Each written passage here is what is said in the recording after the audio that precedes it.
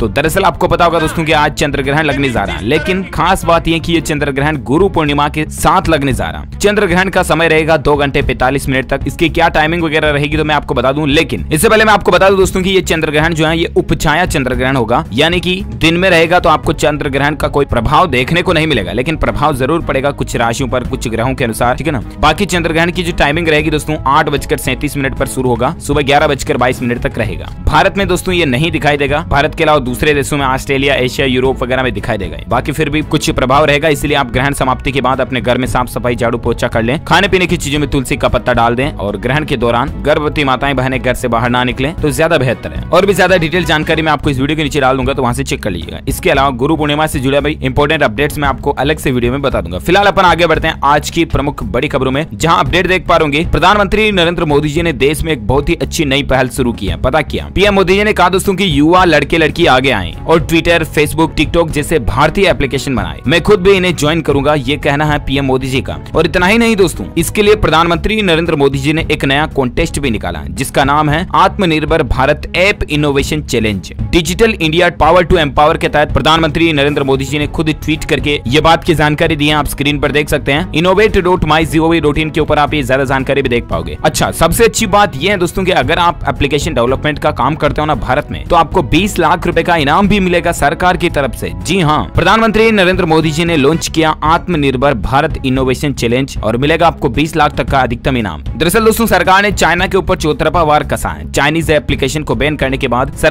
मोदी सरकार ने युवाओं को खास चैलेंज तो दिया ही है। इसके अलावा भारतीय ऐप को सरकार खुद प्रमोट करेगी, ताकि युवाओं को नए नए स्टार्टअप कंपनियों को देसी मोबाइल एप्लीकेशन बनाने का मौका मिले, और सरकार खुद इन ऐप को प्रमोट करेगी। पीएम मोदी जी का कहना कि मैं खुद उन एप्लीकेशन को ज्वाइन करूंगा। तो आप भी दोस्तों अगर ये एप्लीकेशन डेवलपमेंट का काम कर सकते हैं तो सरकार की तरफ से 20 लाख रुपए तक का इनाम भी जीत सकते हैं, अवार्ड दिया जाएगा। अलग अलग प्राइस होंगे, फर्स्ट प्राइज देख सकते हैं आप 20 लाख, सेकंड प्राइज 15 लाख और थर्ड प्राइज होगा 10 लाख। एक और कैटेगरी है जिसमें 5 लाख, 3 लाख, 2 लाख के फर्स्ट, सेकंड, थर्ड प्राइज अलग से होंगे। तो ये मोदी सरकार ने युवाओं के लिए खास प्लान लॉन्च किया, ठीक है। इसका लिंक ऑफिशियल में वीडियो के नीचे दिए जा रहा हूँ, वहां से ज्यादा जानकारी आप चेक कर लीजिएगा। चलिए अपन आगे बढ़ते हैं अगले अपडेट में दोस्तों। तो हीरो साइकिल कंपनी जो है ना, आपने जरूर नाम सुना होगा और बचपन में साइकिलें चलाई भी होंगी, राइट। उस कंपनी ने भी अब चीन को एक बड़ा झटका दिया, इतने अरब रुपए का चीन के साथ व्यापार रद्द कर दिया। जी हाँ, हीरो साइकिल कंपनी ने दोस्तों 900 करोड़ रुपए का चीन का ऑर्डर जो था उसको रद्द कर दिया। अब जर्मनी को दे दिया ये ऑर्डर। तो ये वाकई में दोस्तों देश को सपोर्ट दिखाते हुए कंपनी ने अच्छा काम किया। साथ ही अपडेट देख पाएंगे कि उड़ीसा में ट्रांसजेंडर्स को मिलेगी मासिक पेंशन, 5000 लोगों को लाभ मिलेगा। दरअसल दोस्तों उड़ीसा सरकार ने जरूरतमंदों को मासिक पेंशन देने वाली समाज कल्याण योजना में अब ट्रांसजेंडर समुदाय को भी ले लिया। मेल फीमेल के अलावा जो जेंडर्स होते हैं ना, उनको भी अब सरकार इस स्कीम का फायदा देगी। तो ये वाकई में उन लोगों के लिए अच्छी बात है, और इससे उड़ीसा राज्य में तकरीबन 5000 ट्रांसजेंडर लोगों को उनकी आयु के आधार पर 500 से 900 रुपए हर महीने पेंशन दी जाएगी। खुद उड़ीसा के मुख्यमंत्री नवीन पटनायक ने बेसहारा बुजुर्गों और दिव्यांग जन और विधवाओं के लिए स्कीम निकाली हुई है। तो इसकी मंजूरी अब ट्रांसजेंडर समुदाय के लिए भी मिल चुकी है। चलिए साथ ही अगली खबर है कि बदलने जा रहे हैं एलपीजी रसोई गैस सिलेंडर से जुड़े ये नियम, ग्राहकों को सीधा इसका लाभ मिलेगा। अच्छा, ये नियमों में क्या बदलाव होगा, इसको मैं आपको सिंपल भाषा में समझाता हूँ, जरा ध्यान से समझिएगा, ठीक है ना। अभी दोस्तों हम रसोई गैस सिलेंडर वगैरह लाते हैं ना, तो कम से कम 14 किलो 200 ग्राम वाला रसोई गैस सिलेंडर आता है, जो कि हमें लेना ही पड़ता है। इसके अलावा कुछ छोटे सिलेंडर भी आजकल चलने लगे, लेकिन ऑफिशियली वो अवेलेबल नहीं होते हैं। ऐसे में अब सरकार दोस्तों एलपीजी गैस सिलेंडर के मामले में लोगों को राहत देने जा रही है। वो ऐसे कि अगर किसी व्यक्ति के पास 14 किलो 200 ग्राम वाले बड़े गैस सिलेंडर को खरीदने के पूरे पैसे नहीं है ना, तो अब आपको इतना बड़ा सिलेंडर लेने की जरूरत नहीं है, बल्कि 5 किलो, 3 किलो, 2 किलो, 1 किलो जितना भी आपको रसोई गैस की जरूरत है ना, उस हिसाब से आप रसोई गैस सिलेंडर में ले सकें।